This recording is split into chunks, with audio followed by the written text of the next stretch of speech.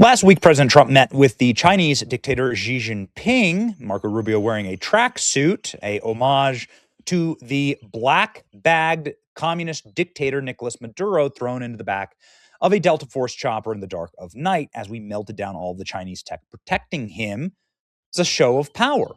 But the only reason why Xi Jinping would understand that is because Xi Jinping understands power. The communist dictatorship of China is an extension of Mao Zedong, who created it, who famously said, all power extends from the end of a gun.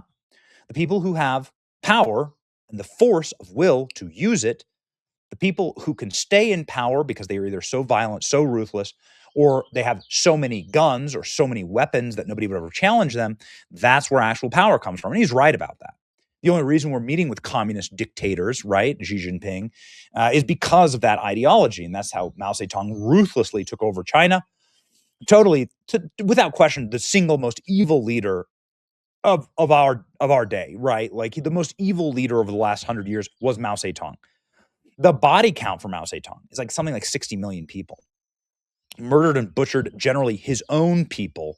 No one has been, frankly, more persecuted by their government than the communist Chinese. Don't tell them that, but whatever. Brainwashing is a heavy dose, man. But yeah, more evil than Stalin, more evil than Hitler is Mao Zedong. Anyway, the point is that he really understood raw power, brute force. It's something that Fidel Castro, understood in Cuba up until, he died and he's gone. He's been dead for 10 years. And now his brother, who's 95, is still around, but not for long, ladies and gentlemen, because their power has been destroyed in Cuba. The vectors of power, the vectors of all power extends from the end of a gun, no one can ever touch me. Well, in the dark of night, if Delta Force lands a helicopter on your bunker, melts down all of your weapons, reduces all of your bodyguards to vomiting blood in a fetal position, and then black bag you and your wife, and then frog march you through New York City in front of Zorhan Mandami and AOC, that you have no power. We have the power. You don't have the power. And so this is power politics. Protests in central Cuba are torching Communist Party headquarters. You've never seen anything like it. These are the videos from Cuba. It's very hard to get these videos out and on the internet because they have no power. You can see there's no lights here. The only lights are the flaming Molotov cocktails that are being thrown at Communist Party headquarters in Cuba. You've seen it happening in real time. The Cuban people are rising up and burning down. They would have never dreamed of doing this. Why? Because they'd all be slaughtered in the street, Like every one of them would be hung up and dead on the beaches if they tried this in a different generation, even just a couple of years ago. But now look at Cuba. This is the throngs of people marching the street against the Castro regime, against communism, burning Communist Party headquarters to the ground. It's unthinkable, given the fact that the ruthless dictatorship of Castro's used to have real power. Now they don't. The U.S. has announced an indictment of Cuban President Raul Castro, the brother of Fidel Castro. He blew up an airplane, killed a bunch of people. He ordered it. He ordered the death of a lot of different people.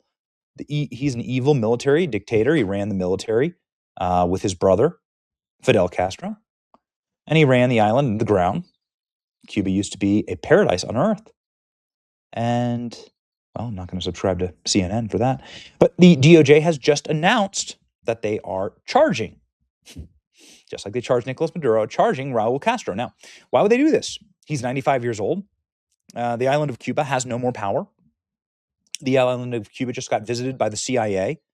And in the hours after that happened, all power was shut out to Cuba.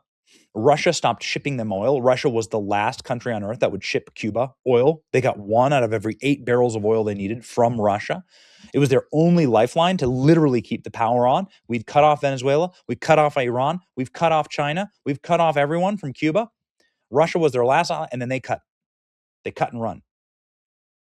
Then all the power's out. It's been pure blackout in Cuba. No food, no power, no energy, nothing, except for a little visit by the CIA. And what's going to happen now? What's going to happen now is proof that we are in charge, that we are the power, and that the Cuban people Their ideas of like the Castros being in charge are gone, because when you can indict Raul Castro and presumably get him handed over to American, possession, which is what I believe is going to happen, and then you prove that it's over, that it's done, that there is no more Castro regime, because they have the power extends from the end of the gun. If they're the guy in chains, then you have no power. That's it. Well, ladies and gentlemen, here's what the DOJ said in their indictment today, and why this is so important. We're seeing the remaking of our hemisphere. We'll talk about that in a second. Here, it's the DOJ announcing the indictment of Raul Castro, somebody who absolutely deserves to be put in chains, even if it's a little late here.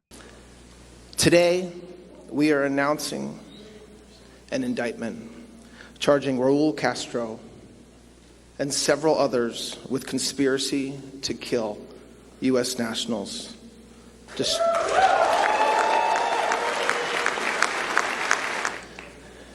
Mr. Castro and the others are charged with additional crimes as well, including destruction of aircraft and 4 individual counts of murder.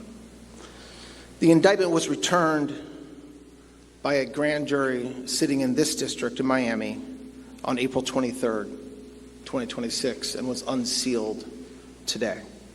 For nearly 30 years, the families of 4 murdered Americans have waited for justice. On February, this is a story all too familiar. On February 24th, 1996, 2 civilian aircraft operated by Brothers to the Rescue were shot down over international waters by military aircraft from Cuba.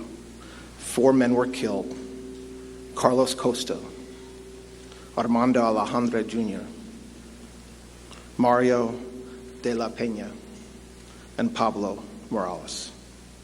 They were unarmed civilians and were flying humanitarian missions for the rescue and protection of people fleeing oppression across the Florida Straits. As alleged in the indictment, Raul Castro and 5 co-defendants participated in a conspiracy that ended with Cuban military aircraft firing missiles at those civilian planes and killing 4 Americans. Those are the allegations returned by a federal grand jury. My message today is clear.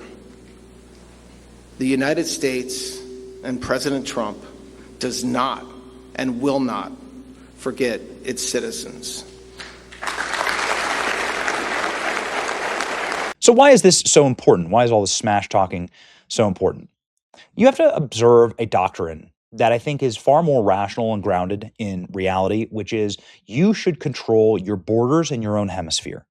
You can't control the earth. You can't be in charge of the entire earth. Every single empire that tries to be in charge of the earth, Greeks, Romans, Ottomans, whatever, Mongols, they all collapse under the expanse of it all. Like there's just too much going on, even in a globalized world, to have global control. What you should want is regional control. That's why people call it the Monroe Doctrine.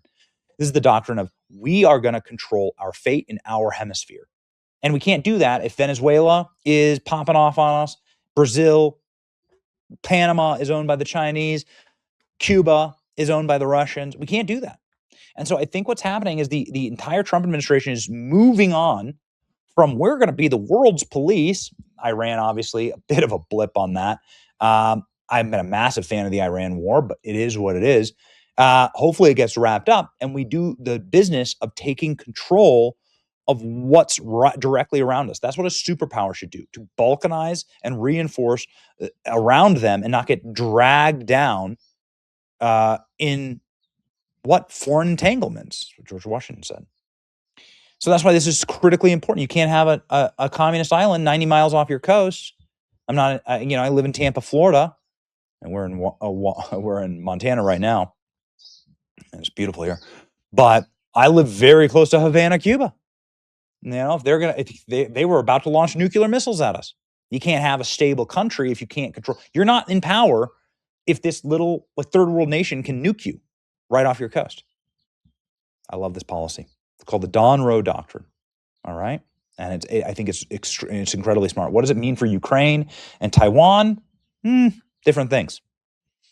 But we'll get into that later. I want America to be in control of what's happening here because this is where I raise my family. This is where I live. This is the place that I love. It's your boy, and you should too. It's your boy Benny. See ya.